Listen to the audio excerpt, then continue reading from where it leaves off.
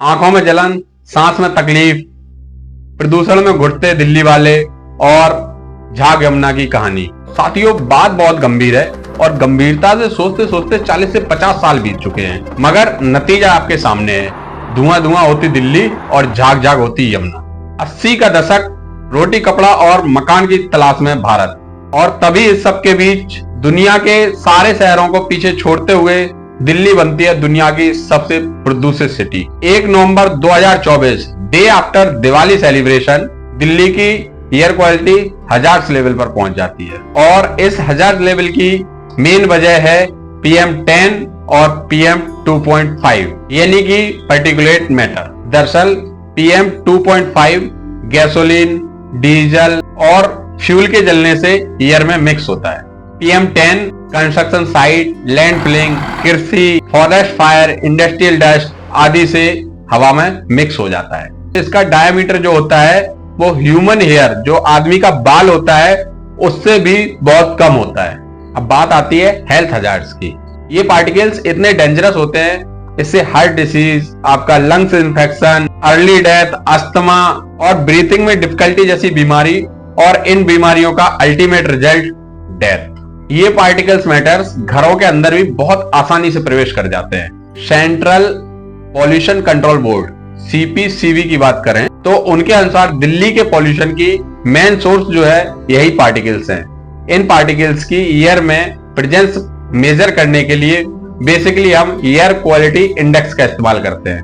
Air quality index का first time इस्तेमाल जो हुआ था वो अमेरिका की एनवायरमेंट प्रोटेक्शन एक एजेंसी है, उसने सन 1980 में किया था, जिससे यह बता दिया जाता था कि जो पर्टिकुलर रीजन की हवा है और एक पर्टिकुलर टाइम पीरियड में उसमें कितनी हेल्दी हवा थी और कितनी अनहेल्दी हवा थी। भारत में यही काम एयर क्वालिटी इंडेक्स करती है, जो 17 सितंबर 2014 में CPCB के द्वारा बनाई गई थी। अब साथियों, NAQI का एयर क्वालिटी क्लासिफिकेशन समझते हैं। अगर साथियों AQI 0 से 50 तक है तो इसको हम बेस्ट मानते हैं कि ये बहुत अच्छा हमारे स्वास्थ्य के लिए। वहीं अगर AQI 51 से लेकर 100 के बीच में है तो इसको हम संतोषजनक मानते हैं, यानी सेटिस्फैक्ट्री है, ना बहुत अच्छा है ना ही खराब है। वहीं अगर AQI अगर 101 से 200 के बीच में है तो इसको हम मॉडरेटली पॉल्यूटेड यानी कि हल्की प्रदूषित हवा मानते हैं। यदि AQI 201 से 300 के बीच में है तो हम इसको पुअर यानी कि खराब मानते हैं, यानी कि हवा खराब हो चुकी है। वहीं अगर AQI 301 से 400 के बीच में पहुंच जाता है तो फिर ये बहुत खराब यानी कि वेरी पुअर हो जाता है। वहीं अगर 401 से 500 के बीच में हो गया कहीं AQI तो इसको खतरनाक माना जाता है, यानी कि ये बहुत डेंजरस हो चुका है, इसमें जीवन यापन करना बहुत डिफिकल्ट हो जाएगा। ये सिचुएशन साथियों दिल्ली में 1 नवंबर 2024 को कई जगहों पर थी कि AQI 400 के पार चला गया था। मतलब समझे साथियों, तो बहुत ही सेवर कंडीशन यानी कि बहुत ही खराब स्थिति में पहुंच गया था। बहुत सारे फैक्टर्स हैं जो रिस्पॉन्सिबल हैं दिल्ली की इस कंडीशन के लिए। दिल्ली की जो जियोग्राफिकल कंडीशन है वो एक वैली के समान है, जो मलबा, दक्खन, पहाड़ और अरावली के बीच बनती है। इसी रीजन से अक्टूबर और नवंबर में जो नॉर्थ वेस्ट से ठंडी हवाएं दिल्ली की ओर प्रवेश करती हैं और उसी समय नॉर्थ ईस्ट से मानसून की वापसी दिल्ली में ब्लॉकेज क्रिएट कर देती है। जब ये दोनों हवाएं आपस में टकराती हैं तो दिल्ली में ब्लॉकेज बन जाता है। कम टेम्परेचर और लो विंड स्पीड की वजह से एयर में पार्टिकल सस्पेंशन बढ़ने लग जाते हैं। इसी समय हरियाणा, पंजाब और यूपी वेस्ट में पराली यानी कि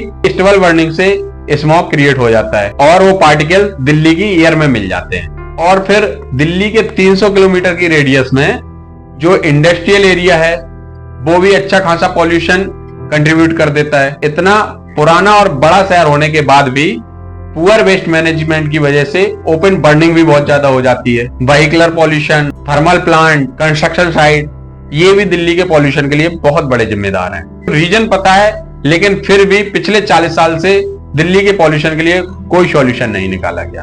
दिल्ली गवर्नमेंट और सेंट्रल गवर्नमेंट तो हमेशा से ब्लेम गेम खेलती रहती है। दिल्ली के मालिक हम हैं, दिल्ली के मालिक ये लोग नहीं है।